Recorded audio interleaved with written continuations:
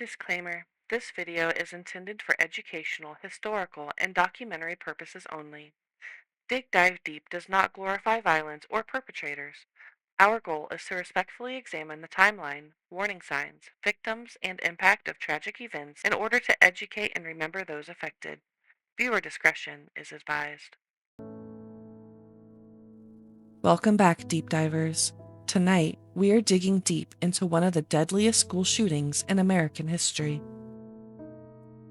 On April 16, 2007, what began as a normal Monday morning on the campus of Virginia Tech would quickly spiral into absolute horror. Students head to class, professors prepared lectures, friends grabbed coffee, parents expected phone calls later that night. But by the end of the day, 32 innocent people would lose their lives. The shooting shocked the entire world, not only because of the scale of the tragedy, but because warning signs had existed for years.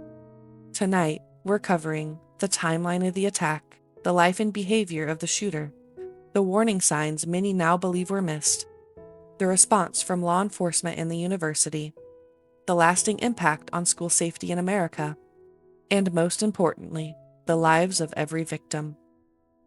Because these victims were more than headlines. They were sons, daughters, teachers, engineers, artists, friends, dreamers. And they deserve to be remembered. I'm your host, and this is Dig Dive Deep. Let's begin.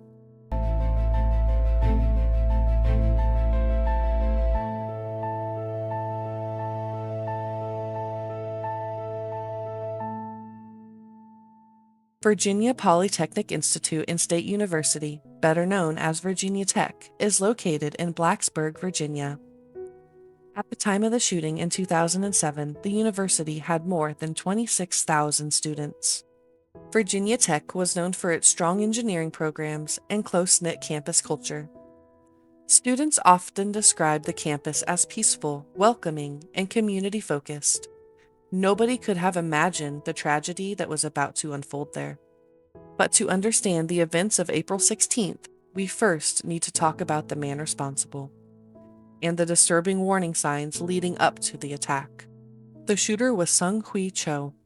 Cho was born on January 18, 1984, in South Korea. His family immigrated to the United States when he was young and eventually settled in Virginia. From an early age, Cho was described as extremely quiet and withdrawn.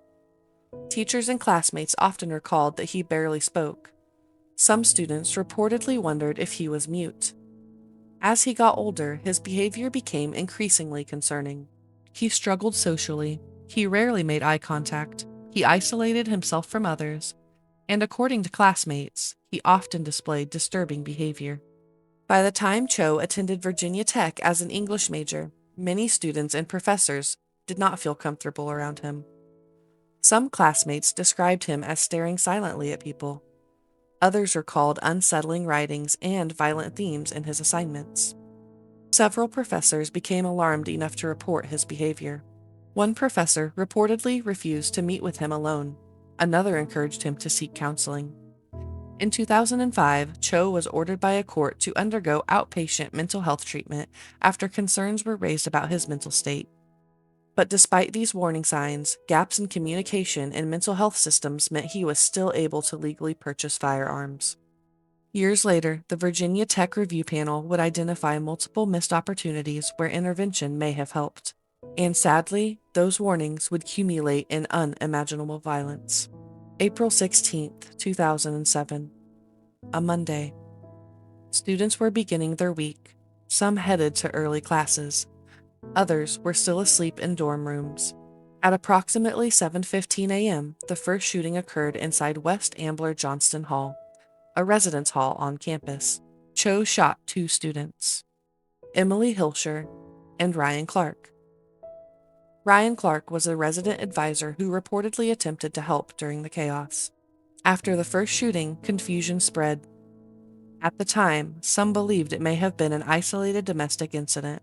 Campus-wide alerts were not immediately sent, and tragically, there would be a gap of more than 2 hours before the second attack.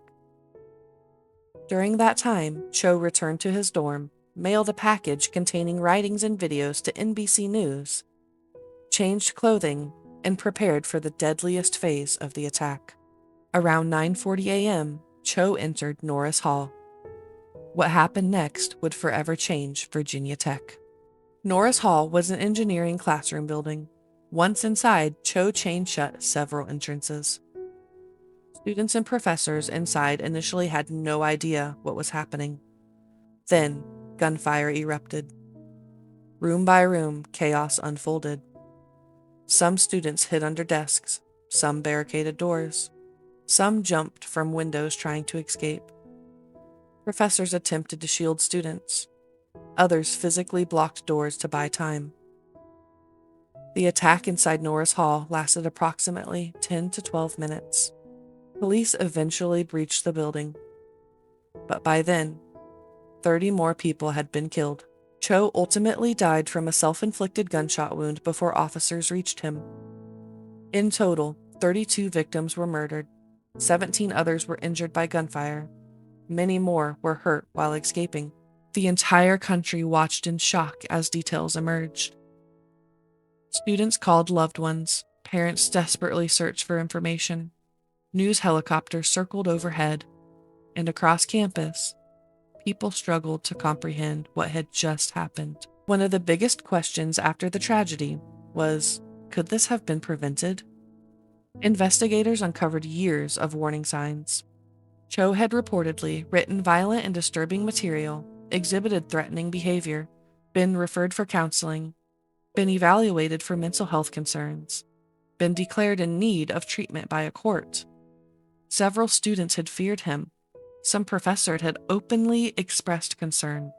Yet, communication failures between mental health services, courts, and university systems created gaps. At the time, laws regarding mental health records and firearm background checks were also inconsistent. Following the shooting, major discussions began nationwide surrounding mental health systems, campus emergency alerts, school safety procedures, gun laws, and threat assessment programs. Virginia Tech itself later implemented stronger emergency notification systems and expanded mental health resources. But for many families, those changes came too late. Now, we are going to take time to remember the victims, because every single one of these people mattered. Each had a future, dreams, families, and people who loved them deeply. I ask that you listen respectfully as we remember them. Ross Ala Medin. Ross was an engineering student remembered for his humor, intelligence, and kindness towards others. Christopher Bishop. Christopher was known by friends and family as thoughtful, caring, and hardworking. Brian Bloom. Brian was remembered as a dedicated student with a bright future ahead of him. Ryan Clark. Ryan was a resident advisor who reportedly attempted to help during the first shooting at West Ambler Johnston Hall. Austin Cloyd. Austin was a freshman. She was a double major in international studies and French. Jocelyn Couture Nowak. Jocelyn was a beloved French instructor, remembered for her warmth and dedication to students. Kevin Granada. Kevin was a highly respected engineering professor known for his intelligence and compassion. Matthew Gwaltney. Matthew was remembered for his upbeat personality and close friendships. Caitlin Hammerin. Caitlin was remembered by loved ones for her kindness and bright spirit. Jeremy Herbstritt. Jeremy was known for his energy, personality, and love for life. Rachel Hill. Rachel was remembered as compassionate, friendly, and caring. Emily Hilscher. Emily was a freshman studying animal and poultry sciences. Friends described her as energetic and kind-hearted. Jarrett Lane. Jarrett was remembered for his creativity and close bonds with friends and family. Matthew Laporte. Matthew was remembered for his adventurous personality and love of learning. Henry Lee. Henry was studying computer engineering and was remembered as hardworking and driven. Liviu Librescu. Liviu was a Holocaust survivor and engineering professor.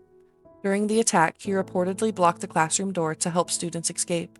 He became remembered as a hero. G.V. Loganathan. Professor Loganathan was admired by students for his kindness and dedication to teaching. Partahi Lumban Tuaran. Partahi was an international student from Indonesia, remembered for his determination and kindness. Lauren McCain. Lauren was an honor student, remembered for her faith, compassion, and generosity. Daniel O'Neill. Daniel was remembered as intelligent, driven, and deeply loved by family and friends. Juan Ortiz Ortiz. Juan was remembered for his dedication and strong work ethic. Minal Panchal. Minal was an architecture student, remembered for her bright personality and ambition. Daniel Cueva. Daniel was an international student, remembered for his perseverance and goals. Aaron Peterson. Aaron was remembered by friends as warm, caring, and incredibly supportive. Michael Poley Jr. Michael was remembered as hardworking and dedicated to those around him. Julia Pride. Julia was remembered as intelligent, determined, and compassionate. Mary Reed. Mary was remembered for her kindness and positive attitude. Rima Samaha. Rima was remembered for her love of dance, her smile, and her joyful personality. Walid Shalan. Walid was an engineering student from Egypt, remembered for his ambition and dedication. Leslie Sherman. Leslie was studying history and international studies and was remembered as thoughtful and intelligent. Maxine Turner. Maxine was remembered for her generosity, kindness, and caring personality. Nicole White. Nicole was remembered as artistic, caring, and deeply loved by those who knew her. 32 innocent lives, 32 futures stolen, and countless others forever changed. In the days following the tragedy, memorials covered the Virginia Tech campus. Students held candlelight vigils, families traveled to Blacksburg, the entire nation mourned. One of the most recognizable memorials became the Hokie Stone, displayed featuring 32 stones, one for each victim. The shooting also changed emergency response systems nationwide. Many colleges expanded text alert systems, campus lockdown procedures, threat assessment teams, and mental health outreach programs. The tragedy became a turning point in conversations about school safety in America. Even today, Virginia Tech continues to honor the victims every year. When tragedies like this happen, people often search for one simple explanation. But events like Virginia Tech are complicated. They involve warning signs, mental health concerns, system failures, human behavior, and devastating consequences. What matters most is remembering the victims with dignity, while continuing conversations about prevention, awareness, and support. If you or someone you know is struggling with thoughts of violence, self-harm, or severe mental distress, please seek professional help immediately. You are not alone, and intervention matters. Thank you for joining me for this Dig Dive Deep. If you found this video informative, respectful, and educational, make sure to subscribe and follow along as we continue digging deep into major historical events, mysteries, tragedies, and untold stories. And if there's a case or event you think we should cover next, leave it down in the comments. Until next time, deep divers, stay curious, stay respectful, and keep digging deep. I'll see you in the next one.